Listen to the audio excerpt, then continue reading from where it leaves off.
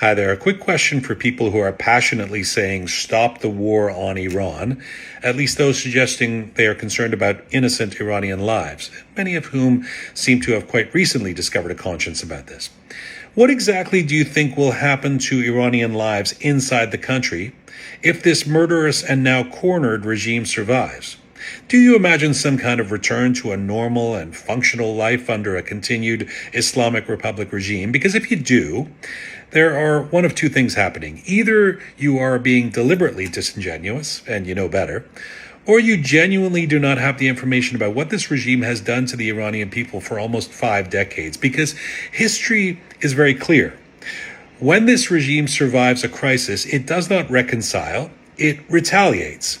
1988, 1999, 2009, 2019, 2022, and again this past January.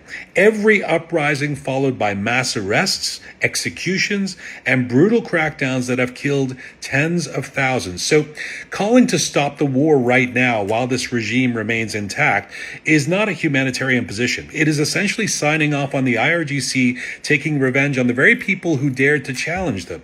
Students and workers and protesters and ordinary Iranians. And if the goal is to truly save Iranian lives, there is a question that cannot be avoided. What happens to those lives the day after this regime survives? Because there is a reason millions of Iranians inside Iran and across the diaspora support whatever pressure may finally bring this regime to an end. They know what happens when the Islamic Republic regime survives. They've lived it again and again.